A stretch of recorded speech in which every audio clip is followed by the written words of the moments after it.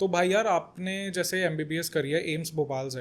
AIIMS के लिए ऐसा बोला जाता है कि लाखों बच्चे बैठ रहे हैं हर साल एग्जाम में, और कुछ लोगों का नंबर आता है एम्स में। तो यार तैयारी कैसी थी आपकी, कैसे प्रिपरेशन करी और एम्स कैसे क्रैक करा? मैंने 10th क्लास के बाद 11th 12th में आकाश की कोचिंग ज्वाइन करी थी। हम्म। रेगुलर बैच था मेरा, Monday to Friday post school coaching classes होती थी 3-4 आवर्स की।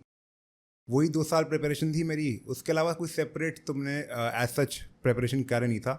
आकाश के क्लासेस, उसी के नोट्स और रिविजन, एंड बस that done on a regular basis I think brings out the results. तो आपने जैसे एम्स क्रैक करा तो कुछ तो स्ट्रैटेजी अलग रही होगी और स्टूडेंट्स के कंपैरेटिवली।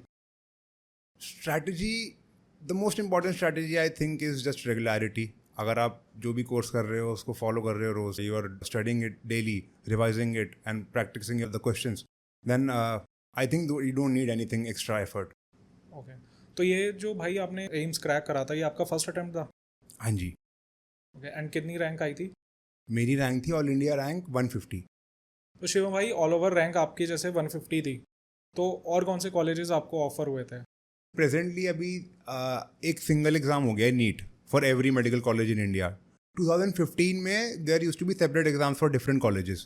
ओके। एम्स का सेपरेट एग्जाम था, तो उसमें मेरी रैंक 150 थी। तो उसमें एम्स दिल्ली तो मेरे को नहीं मिलता, आई थिंक वो 72 या 73 पर क्लोज हो जाता था।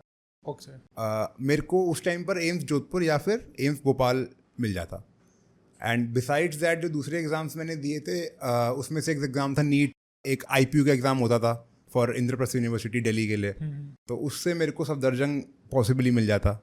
तो सफदरजंग छोड़ के एम्स भोपाल, मतलब मैंने ऐसा सुना है कि सफदरजंग में जो बच्चा एमबीबीएस करता है तो उसको पीजी में भी कुछ उसका कोटा मिल जाता है या कुछ रिजर्वेशन होता है? हाँ जी, सफदरजंग में एक्चुअली पोस्ट ग्रेजुएट कोटा होता है। ओके। तो उनके जो यूजीज होते हैं उसमें बस आपको टॉप 50% में आना है to score a PG seat in Safdarjung.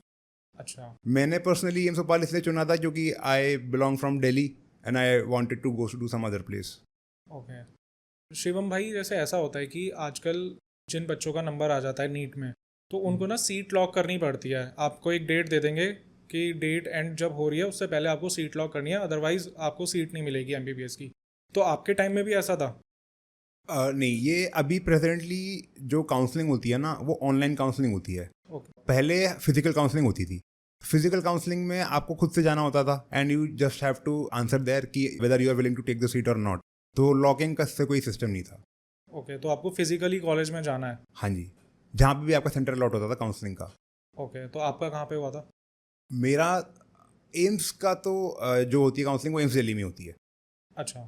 All over AIIMS की एम्स दिल्ली में होती हाँ, है? सारे बच्चे एम्स दिल्ली में आते हैं काउंसलिंग। पर अब तो चेंज हो गया, अब तो ऑनलाइन होता है। अब now you don't have to go anywhere. Government ने ना काफ़ी सारे एम्स को इंक्रीज करा है, पहले कुछ चुनिंदा थे एंड अभी 20 से 25 एम्स हो गए हैं। तो इसमें आपका क्या टेक है? यार I think it's a great step.